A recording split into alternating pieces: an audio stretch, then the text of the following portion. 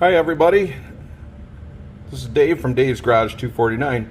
Hey, I have something kind of exciting to show you. I haven't been excited about finding an old kit for quite some time, but what you're looking at is an original issue, I believe, first issue Hawk Republic F-84 jet fighter. I found this while doing some antiquing. It was in a showcase, obscure and buried, and I have honestly, I've been doing old model kits for since the late 80s, early 90s, and I've never seen one of these one-piece boxes, first issue like this before. So I'm kind of excited to find it, and it's in reasonably intact condition. Hawk changed boxes in their second series to something like a two-piece box because these boxes just didn't hold up very well. But this one here, I had to do a repair of the end flap. Some of the end flaps, like this right here, had come off. Repaired it. Anyways, I'll open up the kit and let you take a look at what's inside. Okay, so here's what's inside the box. The kit is untouched. It has not been built. And you'll notice that there's very deep engravings for the letterings, numberings, and insignias. And that is because there are no decals, and this is to make it easier for you to be able to paint those in by hand. This kit is extremely simple. There's what, 2, 4, 5, 6, 7, 8, 9, 10, maybe 11 pieces plus the stand.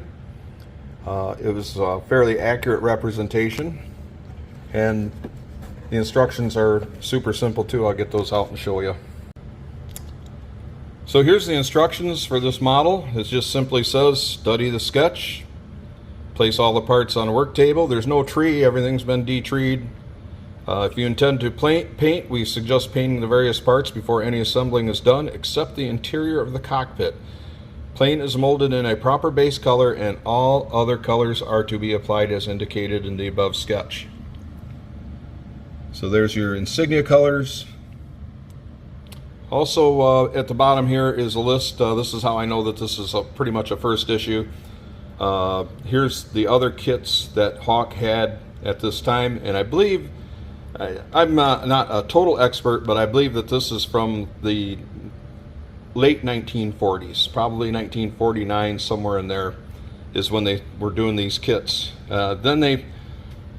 Then they realized that they needed a little bit better artwork and more colorful boxing as well.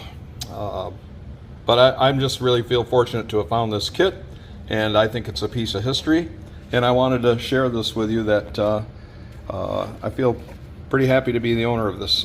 This is a piece of history to me. So that's all I got for this segment. Thanks for watching. Please like and subscribe.